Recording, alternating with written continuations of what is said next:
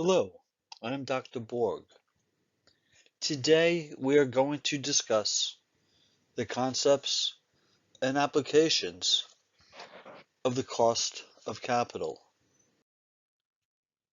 The key components and skills needed to understand the cost of capital. You need to know to determine a firm's cost of equity capital. You need to know how to determine a firm's cost of debt, most commonly the bonds. You're going to need to know to determine a firm's overall cost of capital, as well as understand the pitfalls of overall cost of capital and how to manage them. You know, the reason why the cost of capital is important is that we know that the return earned on assets depends on the risk of those assets. I believe we all heard the term or the phrase, the higher the risk, the greater the reward. Well, the return to an investor is the same as the cost to the company. And our cost of capital provides us with an indication of how the market views the risk of our assets. Knowing our cost of capital can also help us determine our required return for capital budgeting projects. You know, the cost of capital is a good estimate required for a good capital budgeting process decisions. It's important to remember that neither the NPV rule nor the IRR rule can be implemented without knowledge of the appropriate discount rate. Additionally, financing decisions, coming up with the optimal and target capital structure is needed because it minimizes the cost of capital. And the cost of capital also impacts operating decisions. You know, the cost of capital is used by regulatory agencies in order to determine the fair return in some regulated industries, such as the utilities industry. The required return is the same as the appropriate discount rate and is based on the risk of the cash flows. We need to know the required return for an investment before we can compute the net present value and make a decision about whether or not to take the investment. We need to earn at least the required return to compensate our investors for financing they have provided. When looking at the cost of equity, this is the return required by investors or equity investors given the risk of the cash flows, the expected cash flows from the firm.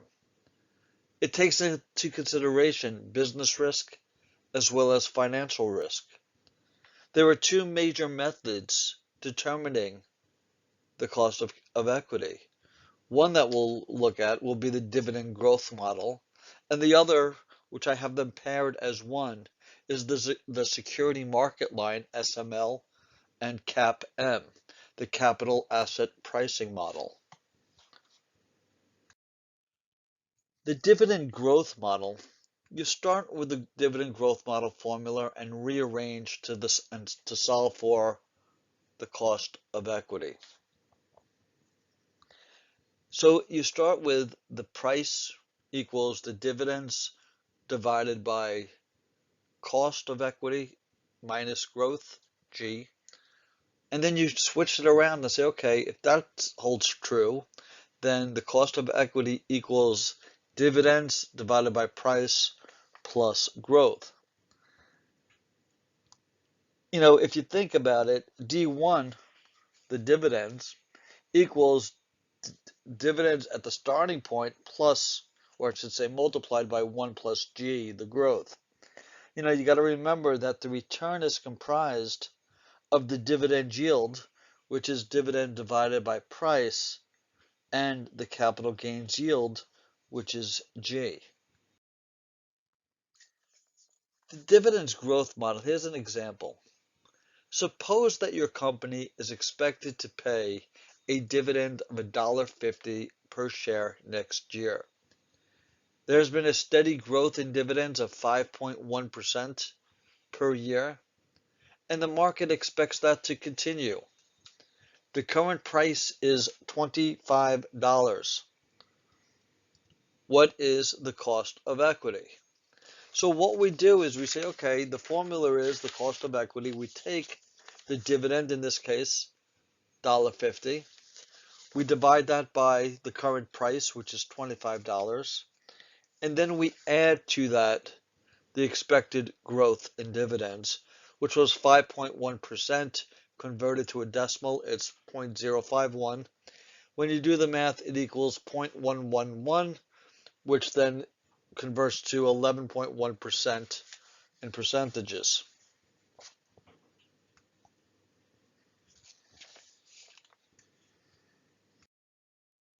So if we look at an example estimating the dividend growth rate, one method for estimating the growth rate is to use the historical average. So if you notice here, we have from years 2017, 2018, 2019, 2020, and 2021. And there's a dividend of 1.3, 1.30, 1.36, and so forth. The percent change is taking the current year minus the prior year divided by the prior year to get the percentage change. So there's 0% change for 2017 because we do not have 2016 data.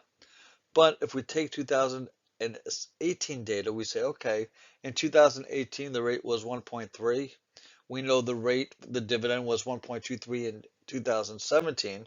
So we take the difference of the 1.3 and the 1.23, and then we divide that by the dividend from the prior year, in this case, the year of 2017, with the dividend of 1.23, and that equals 5.7%. We then do that for every single year. For 2018, we take the year from 2019, the 1.36, subtract 1.3 from 2018, divided by the 1.3 to equal 4.6. We do that for every year. Okay, so once we do that for every year, we say, okay, now what? So now we say we need to take an average. We take the 5.7, we add that to the 4.6, we add that to the 5.1, and then we add that to the 4.9. We divide it by 4 periods, and that equals a 5.1% to estimate the dividend growth rate. You know, our historical growth rates are fairly close, so we could feel reasonably comfortable that the market will expect our dividend to grow at about 5.1%. But note that when we are computing our cost of equity, it's important to consider what the market expects our growth rate to be, not what we know it to be internally. The market price is based on market expectations, not our private information. So another way to estimate the market consensus estimate is to look at analyst forecasts and take an average. There are advantages and disadvantages of the dividends growth model. Advantages is that it's easy to understand and it's easy to use. However, the disadvantages are it's only applicable to companies currently paying dividends. Not every firm pays a dividend. Additionally, it's not applicable if dividends aren't growing at a reasonably constant rate. Another disadvantage is that it is extremely sensitive to the estimated growth rate. So an increase, just say in growth of 1%, increases the cost of equity 1%. And another disadvantage is this does not explicitly consider risk. Remember that there is no allowance for the uncertainty about the growth rate. Many have asked, how do you value the stock for a firm that doesn't pay dividends? So in the case of growth-oriented, non-dividend paying firms, analysts look at the trend in earnings or use similar firms to project a future date of a first expected dividend and its future growth rate. However, such processes are subject to greater estimation error, and when companies fail to meet or even exceed estimates, the stock price can experience a high degree of variability. It should be pointed out that no firm pays zero dividends forever. At some point, every going concern will pay dividends. Microsoft is a good example. Many people believe that Microsoft would never pay dividends, but even it ran out of investments for all of the cash that it generated and began paying dividends in 2003. Next, we look at the SML approach, the security market line. We use the following information to compute our cost of equity. We look at a risk-free rate, a market risk premium, and a systematic risk of asset, known as the beta. You will often hear that this SML is referred to as the capital asset pricing model, capital asset pricing model approach. We call it CAPM. And it's just basically a graphical representation of CAPM. So here, all we're doing is we're taking the risk-free rate plus the beta minus the systematic risk.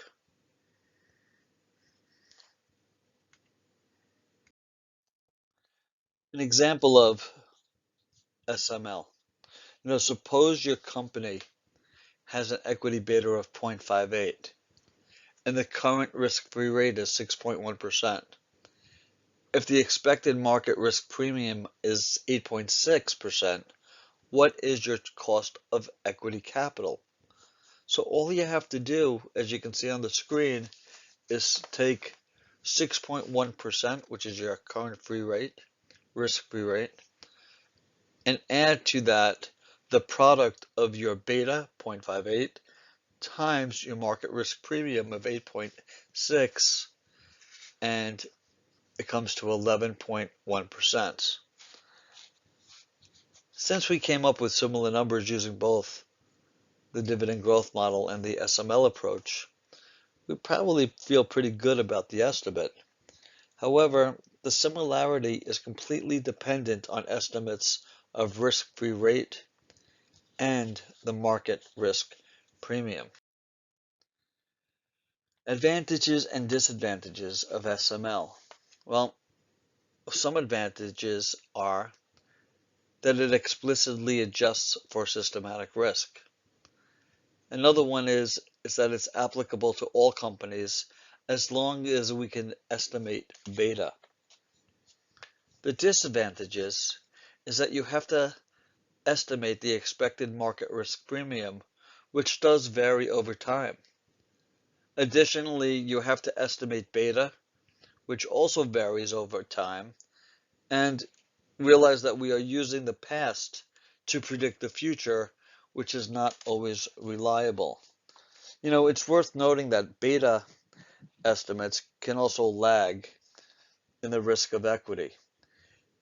Consider Keithley Industries, KEI is the acronym, which was used in a portfolio, and in September 2000, based on calculations from Yahoo Finance, KEI had a beta of 0.59, yet its capital gain returns from September 1999 to December 2000 was about 835%. Beta has since caught up some extent and was at 2.434 as of November 2004. However, it went back down again in 2008 to about 0.53 again. Additionally, you may be surprised that the two approaches typically result in, different estimates. However, it would be more surprising if they were identical. And you might ask why. Well, the underlying assumptions of the two approaches are very different. The constant growth model is a variant of a growing perpetuity model and requires that dividends are expected to grow at a constant rate forever and that the discount rate is greater than the growth rate. The SML approach requires assumptions of normality of returns and/or quadratic utility functions. It also requires the absence of taxes, transaction costs, and other market imperfections. When you look at the cost of equity, we're going to go through this example. Suppose our company has a beta of 1.5. The market risk premium is expected to be 9%, and the current risk-free rate is 6%. We have used analysts' estimates to determine that the market believes that the dividends will grow at 6% per year, and the last dividend was $2. The stock is currently selling for $15.65. Using SML and using the dividend growth model, what's the cost of equity?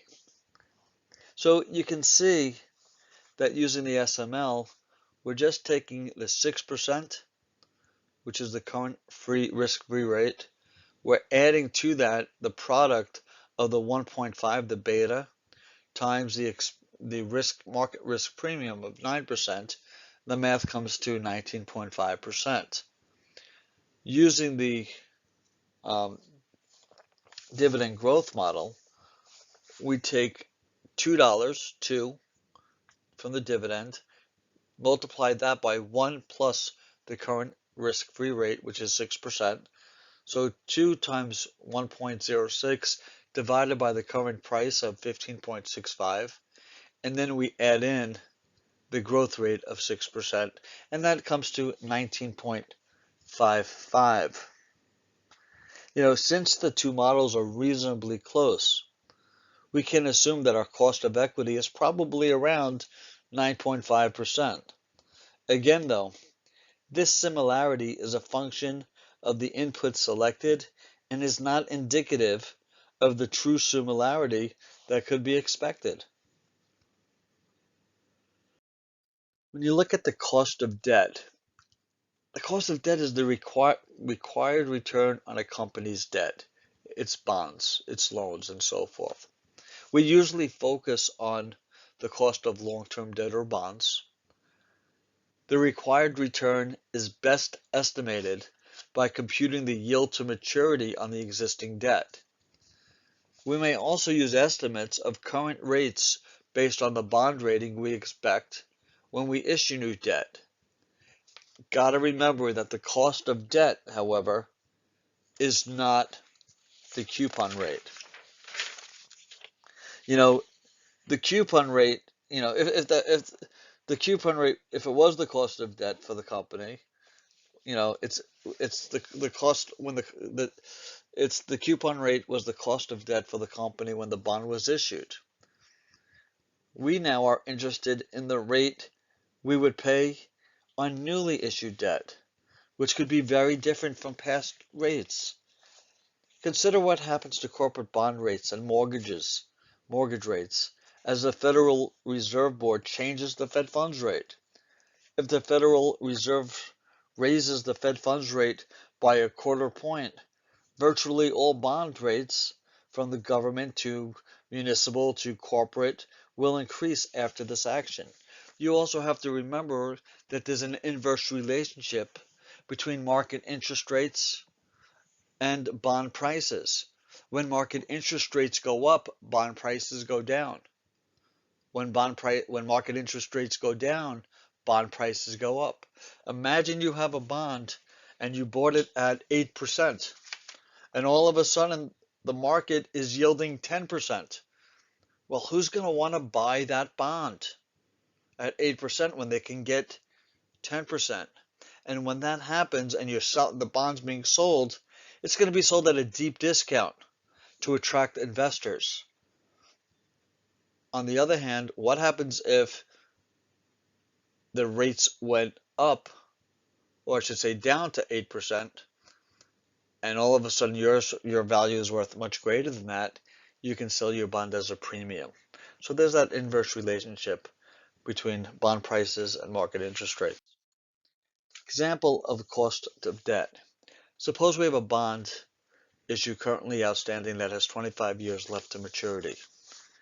The coupon rate is 9%, and the coupons are paid semi-annually. The bond is currently selling for $908.72 per $1,000 bond. What is the cost of this debt? So basically, if you used a financial calculator, your N would be 50, 25 years times 2, because it's semi-annually. Your payment would be $45 because you take the rate of $1,000. You take $1,000 times 9% is $90. But since it's paid every 6 months, you divide that by 2, so it's $45. The future value is the par value, is the $1,000. Current value is negative $908.72. When you're using a financial calculator, it's entered as a negative, and your interest is 5%. Alternatively, your yield to maturity is 5 times 2, which is 10%. It's important to remember that it's a trial and error process to find the yield to maturity if you do not have a financial calculator or a spreadsheet application like Microsoft Excel or the like. Below is the calculation for the bond value. When you're dealing for the cost of preferred stock, you got to remember that preferred stock generally pays a constant dividend each period, unlike a bond interest payment that happens each period. This dividend from the preferred stock is not tax deductible. Dividends are expected to be paid every period forever. It's a perpetuity. So as a perpetuity, we take the perpetuity formula and rearrange and solve for the cost of preferred stock, which is dividend divided by the price. So if we look at an example, your company has preferred stock that has an annual dividend of $3. If the current price is $25, what is the cost of preferred stock? All you need to do is take the dividend divided by price, 3 divided by 25 equals 12%. When you're looking at the weighted average cost of capital, you'll know this as the term WACC, W-A-C-C. We can use the individual cost of capital that we have computed to get our average cost of capital for the firm. This average, this WACC, is the required return on the firm's assets based on the market's perception of the risk of those assets. The weights are going to be determined by how much each type of financing is used. So when you're looking at the capital structure weights, we note that E is going to stand for market value of equity equals the number of outstanding shares times price per share. D is the market value of debt equaling the number of outstanding bonds times the bond price. V equals market value of the firm, which equals D plus E. So the weights are E divided by V, which equals the percent financed with equity, and W sub D equals D divided by V is the percent financed by debt.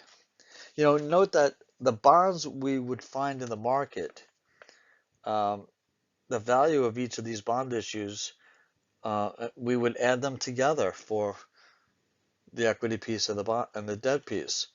So, you got to remember that the preferred stock would just become another component of this equation if the firm issued any preferred stock. Finally, we generally ignore current liabilities in our computations. However, it's important to remember that if a company finances a substantial portion of assets with current liabilities, it should be included in the process. Remember, there are three types of weightings in the capital structure equation. You have your book value, you have your market value, and you have your target. It is also helpful to note that the total market value of equity incorporates the market value of all three common equity accounts on the balance sheet: the common stock, additional paid-in capital, and retained earnings. Additionally, the cost of short-term debt is usually very different from that of long-term debt. Some types of current liabilities are interest-free, such as accruals. However, accounts payable has a cost associated with it if the company forgoes discounts. The cost of notes payable and other current liabilities depends on market rates of interest for short-term loans. Since these loans are often negotiated with banks, you can get estimates of the short-term cost of capital from a company's bank. The market value and book value of current liabilities are usually very similar, so you can use the book value as an estimate of market value. An example of the capital structure weights. Suppose you have a market value of equity that's equal to $500 million and a market value of debt equal to $475 million. What are the capital structure weights? Well, the value equals 500 million plus 475 million, which comes to 975 million. So when we look at the weights, the weight for equity, we take equity of 500 divided by the total value, which is a 975, and we give a weight of 0.5128%.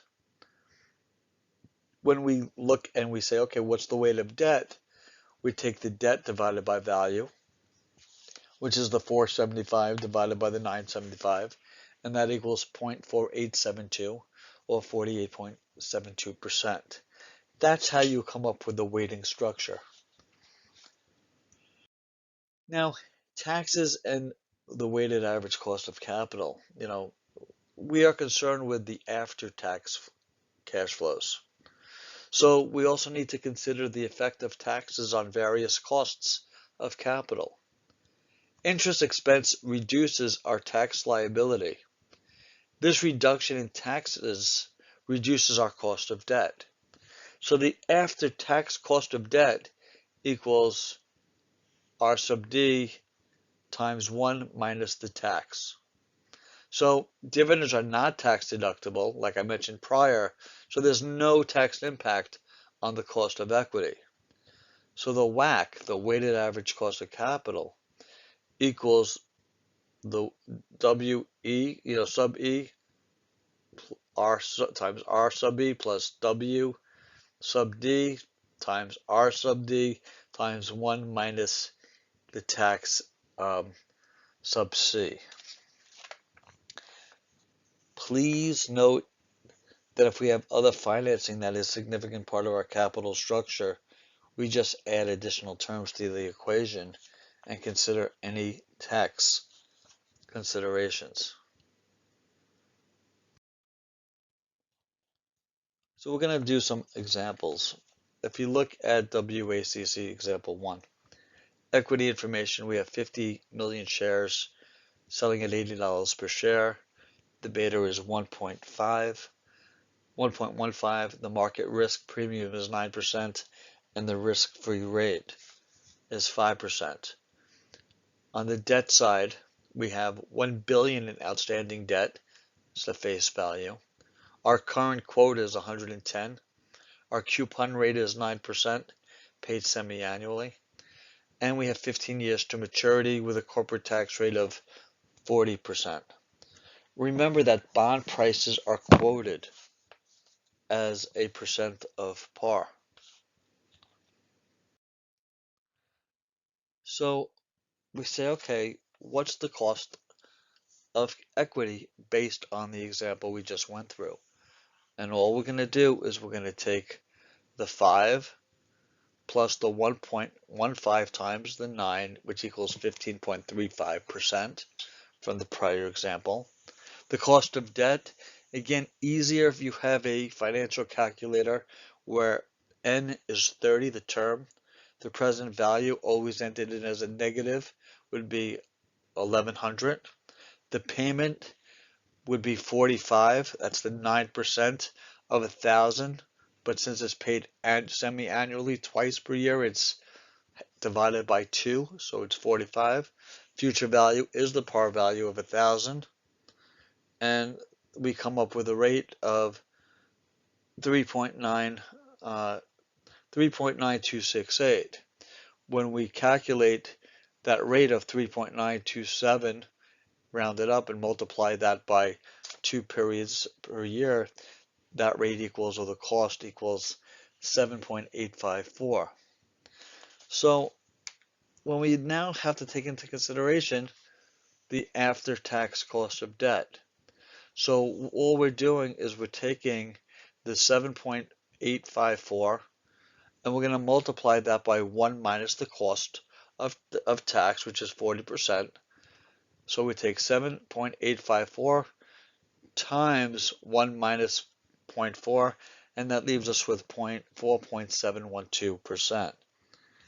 It's important to remember that you don't have to compute the year to maturity based on the entire face amount.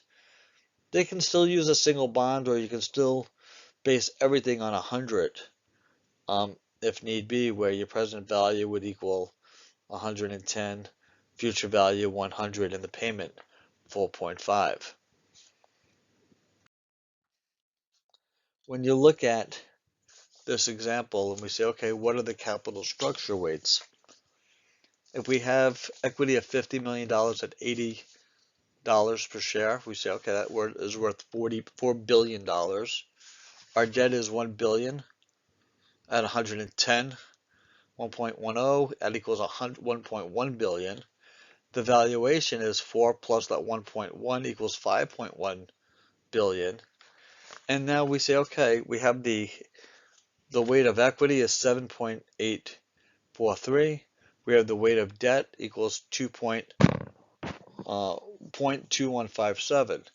So for the WACC, all we need to do is say, okay, we're going to take the cost of equity, the 0.7843, multiply that by the 15.35%, add that to 0.2157, multiply that by the weight of 4.712%, and your weighted average cost of capital is 13.06%. You know, when you're looking at the cost of equity in this table 1, you're going to see 3 slides, table 1, 2, and 3. That's going to represent the cost of equity, the cost of debt, and the weighted average cost of capital, the WACC. And they're here just for an easy reference, just to have the formulas easy and accessible to you. So table 1 represents cost of equity, table 2 represents cost of debt, and table 3 represents the weighted average cost of capital, the WACC. You know, and again, this is something that we've just reviewed, but it's for easy reference. Next, we're going to look at divisional and project costs of capital.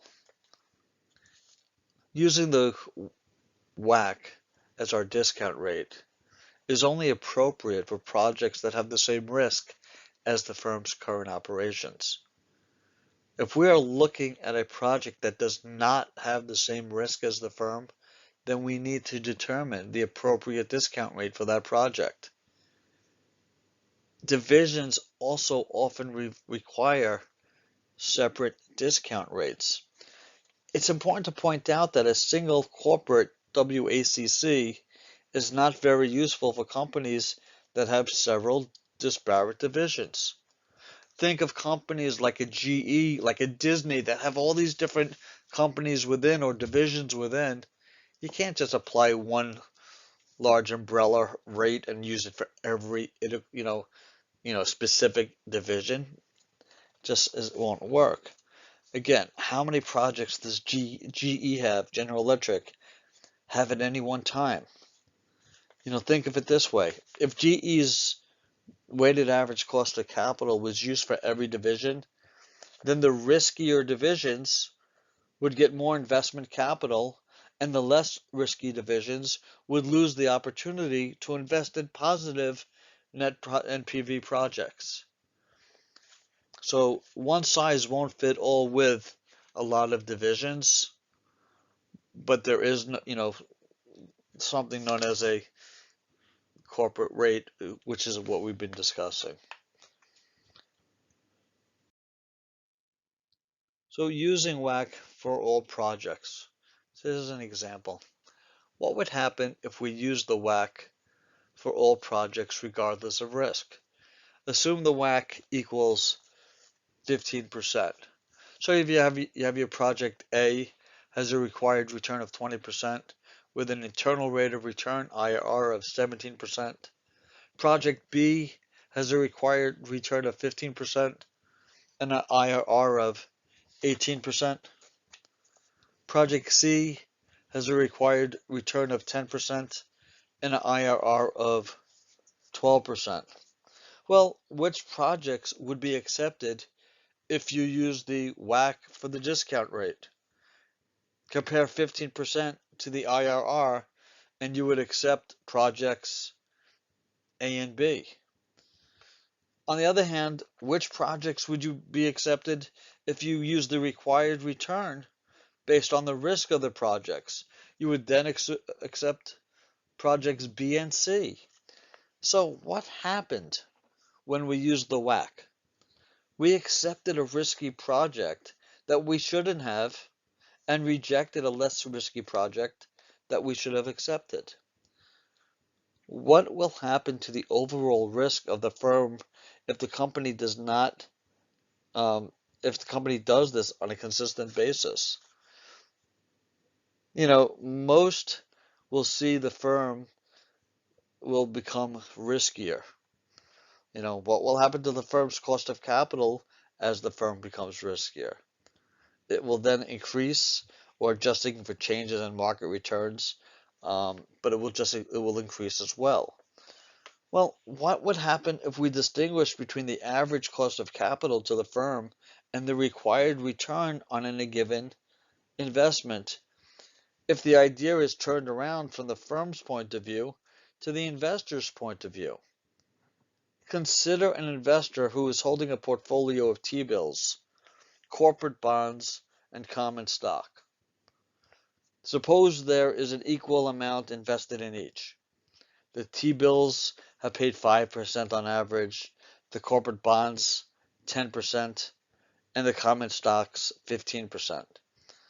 Thus, the average portfolio return is 10%.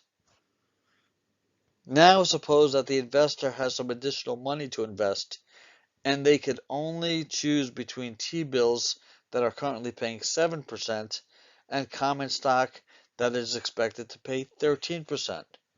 What choice will the investor make if he uses the 10% average portfolio return as his cutoff rate?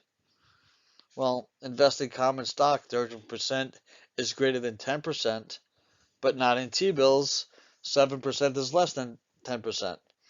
But what if he uses the average return on each security as the cutoff rate?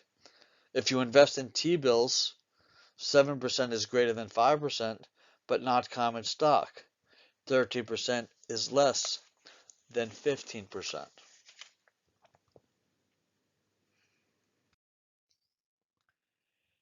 Which brings me to a subjective approach. You got to be able to consider a project's risk relevant to the firm overall. If a project has more risk than the firm, use a discount rate greater than the WACC. If the project has less risk than the firm, use a discount rate less than the WACC. You may still accept projects that you shouldn't and reject projects that you should accept, but your error rate should be lower than not considering differential risk at all. Consider a situation in which a company maintains a large portfolio of marketable securities.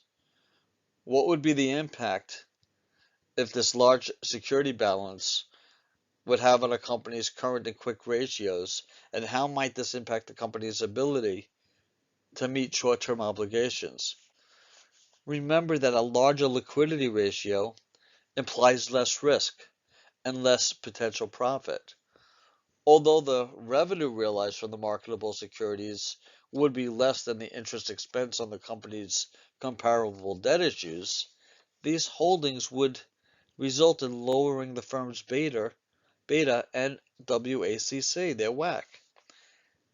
This is a way to recognize that the expected return and beta of an investment in marketable securities would be below the company's weighted average cost of capital, and justification for such investments must be considered relative to a benchmark other than the company's overall WACC, their WACC.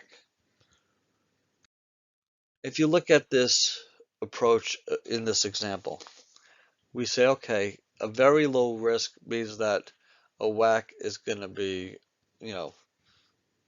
minus 8%. Below, low risk, minus 3%. Same risk as the firm equals the WACC. High risk, it's going to be the WACC plus 15%. And very high risk is the WACC plus 10%. So it's either very low WACC minus 8 to very high WACC plus 8%. Remember that an individual firm considers a risky investment, and what the financial market considers a risky investment may not be the same. Recall that the market is concerned with systematic risk or non-diversifiable risk.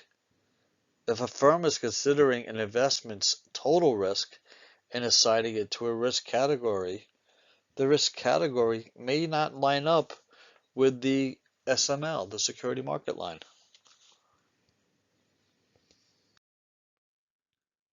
Flotation costs. The required return depends on the risk, not how the money is raised. However, there's a cost of issuing new securities, and it shouldn't be ignored either. The basic approach is to compute the weighted average flotation cost. Use the target weights because the firm will issue securities in these percentages over the long term.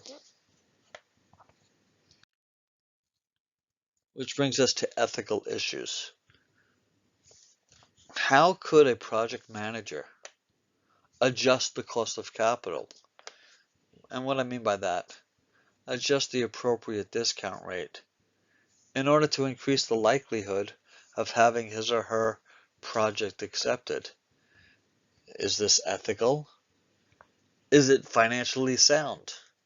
Maybe yes and maybe no to both. A manager could assume that the project is less risky than the typical firm project and therefore applies a lower discount rate, which in essence increases the NPV, the net present value. This illustrates the importance of sensitivity analysis for corporate headquarters in evaluating proposed projects. Here's a comprehensive problem. A corporation has 10,000 bonds outstanding with a 6% annual coupon rate, 8%, 8 years to maturity, $1,000 face value, and an $1,100 market price. The company's 100,000 shares of preferred stock pay a $3 annual dividend and sell for $30 per share. The company's 500,000 shares of common stock sells for $25 per share and have a beta of 1.5. The risk-free rate is 4% and the market return is 12%. Assuming a 40% tax rate, what is the company's WACC, their weighted average cost of capital? The easiest way to do this is just to take, just like, eating a giraffe, you take one bite at a time. So if we look here, we first look at the debt and we say, okay, $10,000 times $1,100 equals $11 million. My yield to maturity, if I take my 8 as N for my term again, easier on a financial calculator, my present value is negative 1,100. My payment is $60. Future value is 1,100. I compute the interest rates to 4.48%. My preferred stock is 100,000 times $30, it equals $3 million. The cost of preferred stock is 3 divided by 30, which equals 10%. The market value of common stock is, I would take the $500,000 multiplied by the price of 25 equals 12,500,000. The cost of common equals 0.4 plus 1.5 times 0.12 minus the 0.04 equals 16%. Total market value of all securities is going to be 11 million of debt plus the 3 million of preferred plus the 12.5 million of common equals 26.5 million. The weight of debt, all we're doing is taking the 11 million divided by the total, in this case 26.5 million, and that equals 0.4151. The weight of the preferred, we take the 3 million divided by the 26.5 million, that equals 0.1132, and the weight of common equals 12.5 million divided by 26.5 million, and that comes to 0.4717. So the weighted average cost of capital, the WACC, equals 0.4151 times 0.0448 times 1 minus 0.4 plus 0.1132 times 0.10 plus 0.4717 times 0.16 equals 0.0979, which comes to 9.8%. All we did in this comprehensive problem is that each piece separately, come up with the individual pieces, come up with the total, divide the pieces, and then apply the calculation for the weighted average cost of capital. Thank you.